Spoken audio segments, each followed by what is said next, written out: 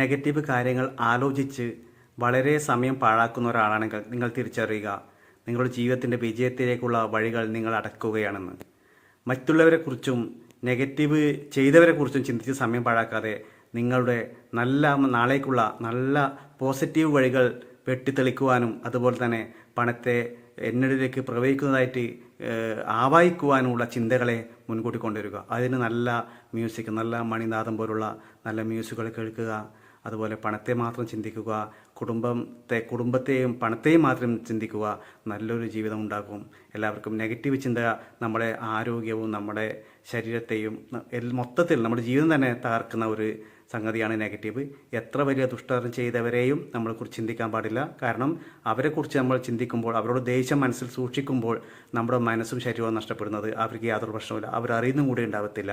അതുകൊണ്ട് നമ്മൾ ചിന്തിക്കേണ്ടത് നല്ലൊരു ദൈവവിശ്വാസിയാവുക.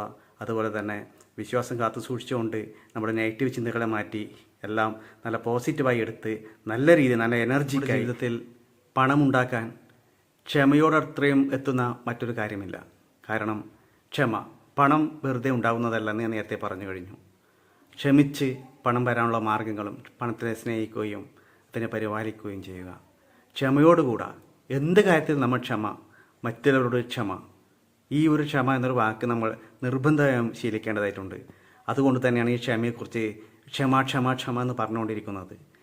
നിങ്ങൾ കാണാം, പണവും ക്ഷമയും തമ്മിൽ വലിയൊരു ബന്ധമുണ്ട്. എല്ലാ പൈസക്കാരെയും നോക്കിക്കോൾ, അവർ ആ പൈസയ്ക്ക് വേണ്ടിയും എല്ലാ മറ്റു കാര്യങ്ങളും ക്ഷമയോടുകൂടി കാത്തിരിക്കുന്നവരാണ്. നമ്മുടെ പോലെ നാളെ തന്നെ പണം ഉണ്ടാക്കണമെന്ന് ചിന്തിച്ച് ഓടിച്ചാടുന്നവരല്ല. നിങ്ങൾ പണത്തെ സ്നേഹിക്കുക, അതുവഴി ആ ക്ഷമയോടുകൂടി ആ കാര്യം നീട്ടി ചെയ്താൽ നിങ്ങൾ പണം തേടിയെത്തും. പറയാൻ പോകുന്നത് നമ്മുടെ ജീവിത വിജയത്തിന് വേണ്ടി നാം ശീലിക്കേണ്ടുന്ന കുറച്ച് കാര്യങ്ങളെ പറ്റിയാണ്. അതിൽ ഒന്ന് ക്ഷമ ഒരു ചെറിയൊരു വാക്കല്ല. നമ്മുടെ എത്ര ഉന്നതിയിലെത്തിക്കാനും ക്ഷമ എന്നൊരു വാക്കുണ്ട്. അല്ലെങ്കിൽ ആ ഒരു ശീലം സ്വന്തമാക്കുന്നതിലൂടെ നമുക്ക് എത്തിപ്പെടാൻ പറ്റും. നമുക്ക് കാണാം, നമ്മുടെ ചുറ്റുപാടിലും ഒരുപാട് ആൾക്കാർ ഒരു കാര്യവുമില്ലാതെ തൊട്ടതിനും പിടിച്ചതിനും പൊട്ടിത്തെറിക്കുന്നത്. അത്തരക്കാർ എന്നും ജീവിത പരാജയമായിരിക്കും. അവർക്ക് വന്നു ചേരേണ്ടുന്ന പല കാര്യങ്ങളും അവിടെ ക്ഷമയില്ലായ്മയിലൂടെ നഷ്ടപ്പെട്ടു പോകുന്നതായി കാണുന്നുണ്ട്.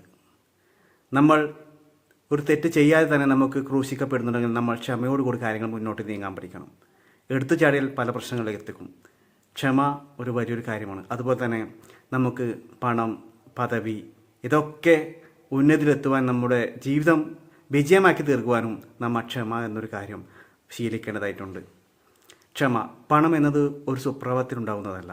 നമ്മൾ നിരന്തരം പ്രയത്നിച്ച് അതിനെ പരിപാലിച്ചുകൊണ്ടും അത് വരാനുള്ള മാർഗം അതിനെ സ്നേഹിച്ചുകൊണ്ടും മാത്രമേ നമുക്ക് പണം ഉണ്ടാക്കാൻ കഴിയുള്ളൂ. അതിന് നമുക്ക് ആദ്യം വേണ്ടത് ക്ഷമയാണ്. 1 2 ഒരാഴ്ച കൂടി കഴിഞ്ഞാൽ നമ്മൾ ചെയ്യുന്ന ശീലങ്ങളെല്ലാം വീണ്ടും പഴയപടി തന്നെ ഇതൊക്കെ മാറ്റി ദുശീലങ്ങളിലേക്ക് തന്നെ പോകും. പക്ഷേ ക്ഷമ എന്നൊരു കാര്യം നമ്മൾ ശീലിച്ചാൽ നമുക്ക് ഏത് കാര്യവും വിജയത്തിലെത്തിക്കാൻ പറ്റും. അതുകൊണ്ട് തന്നെ ക്ഷമ എല്ലായ്പ്പോഴും നമ്മളെ ഒരുപാട് ഉന്നതിയിലെത്തിക്കുന്ന ഒരു കാര്യമാണ്. മനുഷ്യൻ്റെ കലുഷിതമായ മനസ്സാണ് നമ്മുടെ പല വിജയത്തിൽ നിന്ന് നമ്മളെ പിന്തിരിപ്പിക്കുന്നത്. പണമുണ്ടാക്കാനും നല്ല ജോലി നേടാനും നല്ല കുടുംബസമാധാനത്തോടെ നല്ലൊരു ജീവിതം കെട്ടിപ്പടുക്കുന്നതിലും നമുക്ക് ഈ ക്ഷമ എന്നൊരു കാര്യത്തെ ഉപയോഗിക്കാൻ പറ്റണം. കാരണം മനുഷ്യന് ഒരുപാട് പ്രശ്നങ്ങൾ ജീവിത സാഹചര്യം കൊണ്ടുണ്ടാവാം. അതൊക്കെ മനസ്സിലിട്ടുകൊണ്ട് ഒരു മനുഷ്യന് ഒരു ദിവസം 80,000-ഓളം ചിന്തകളാണ് കടന്നു വരുന്നത്. അതവൻ ഉണ്ടാക്കുന്ന പല പ്രശ്നങ്ങളിലേക്കും വീണ്ടും നെഗറ്റീവ് ചിന്തകൾ കൊണ്ടെത്താൻ പറ്റും. അതുകൊണ്ട് തന്നെ നമ്മൾ ചിന്തിക്കുന്നതിൽ ഒരു 10 പോലും നല്ലൊരു ചിന്തയല്ല നമ്മൾ തിരിച്ചറിയണം. നമ്മളെ നശിപ്പിക്കാനുള്ള ഒരുപാട് നെഗറ്റീവ് ചിന്തകൾ കടന്നു വരുമ്പോൾ നമ്മൾ അതിനെ ഓടിക്കാനായി വന്നല്ലോ എന്നെ നശിപ്പിക്കാനുള്ള ചിന്ത, ഓടിക്കോ കണ്ടം വഴി എന്ന ആ ഒരു വർത്തമാനം നമ്മൾ മനസ്സിലൂടെ പറഞ്ഞ് നെഗറ്റീവ് ചിന്ത വരുമ്പോൾ അതിനെ ഓടിപ്പിക്കാൻ നമ്മൾ പരമാവധി ശ്രമിക്കണം. ചിലപ്പോൾ നമ്മൾ കാട് കയറിയിട്ട് ചിന്തിച്ച് അങ്ങ് എത്തുമ്പോഴായിരിക്കും നമുക്ക് ഓർമ്മ വരുന്നത് ഇത് നെഗറ്റീവ് ചിന്തയാണെന്ന്.